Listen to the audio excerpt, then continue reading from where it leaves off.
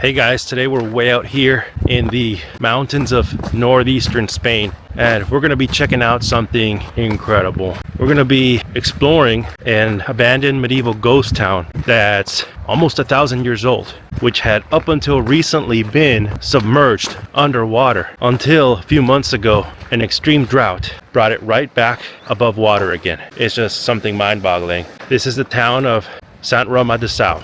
The road to get here has been a gnarly one, and just getting here has been a challenge.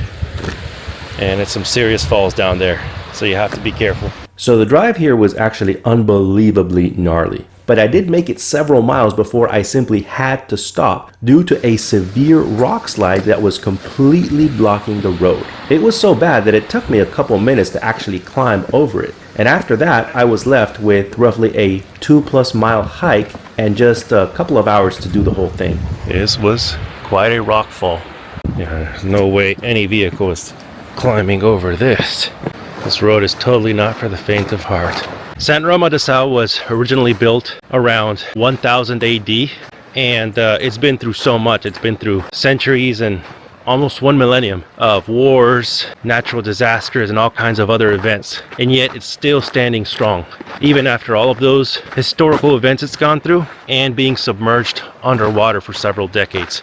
It was originally submerged, I think it was in the 1960s, during the dam building initiative of Spanish dictator Francisco Franco. And so the dam that created this reservoir was built in order to produce electricity and to provide a water supply to the residents of several nearby cities and settlements. Unfortunately, it was at the cost of submerging an ancient medieval village. But like I said, after some recent droughts, it's been exposed again, and it provides us with an astounding window into the lives of people so many years ago. There are so many breathtaking wonders on the way to the medieval village. There's everything from stone walls, ovens, homes, and all other kinds of buildings. I am hiking at a furious pace, but the scale of the mountains is much bigger than it looks and much bigger than I expected. In addition, if I want to reach some of the buildings on the other side of the river, I'm going to have to make time to deploy the kayak and cross the flowing river, which is going to be a problem of its own. I can only hope that I'll be able to reach my destinations and make it back on time to catch the ship that's going to take me to the next destination.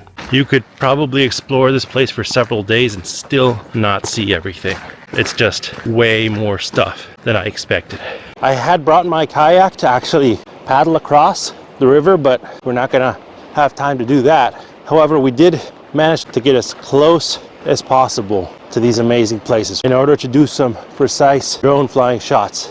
All right, so I think we found the perfect drone flying spot. It's a Romanesque bridge that originally belonged to the village and a church that may have been partially submerged at one point but is now exposed. Let's see what the drone captures. When we get to one of the sections of the abandoned medieval village, I am stunned by what I see. There is a pristine abandoned medieval church, really close to the water line, which would normally be either flooded or nearly flooded. However, now it's completely exposed just on the other side of the river. Wow, there it is. I don't understand how there can possibly be abandoned medieval churches like that, just wasting away. About 1,000 years old. It's just mind-boggling. Older than pretty much almost anything in America, definitely.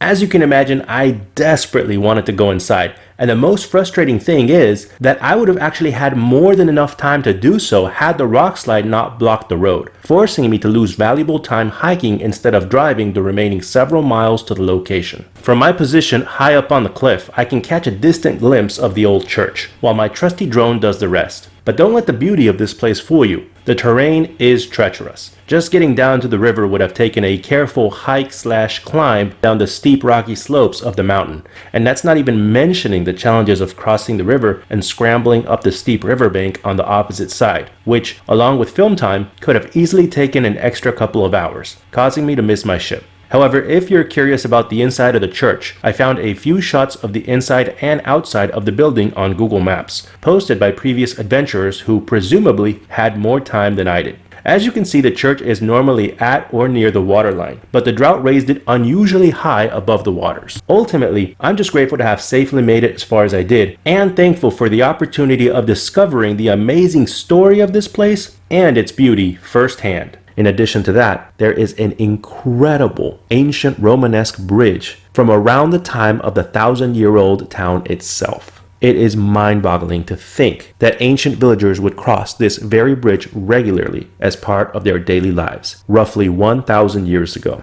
Just like many of the other buildings and structures of this previously sunken medieval town, the bridge is usually either partially or completely submerged underwater. So I'm very pleased to have the opportunity to admire its entire structure, high and dry above the currently low water line. Given its age and the constant forces of erosion from the river, it's mind-blowing that this bridge has been able to survive for so many years. I guess structures were just built differently back then. However, I still wouldn't want to walk on it in its current condition. The very middle of the bridge looks especially worn and brittle, and it makes you wonder how many more years the bridge can hold out before it begins collapsing into the river altogether. When I look at the flowing river below the bridge, the rocky cliffs around me, and the questionable, punishing dirt road I've just traversed, the challenges that these locals must have faced when traveling begin to sink in. They would have had to face long walks in some incredibly difficult terrain to get anywhere, not to mention any potential dangers from bandits or other assailants. So crossing this bridge would have been the least of their worries back then, and the villagers would have probably been very thankful to have it.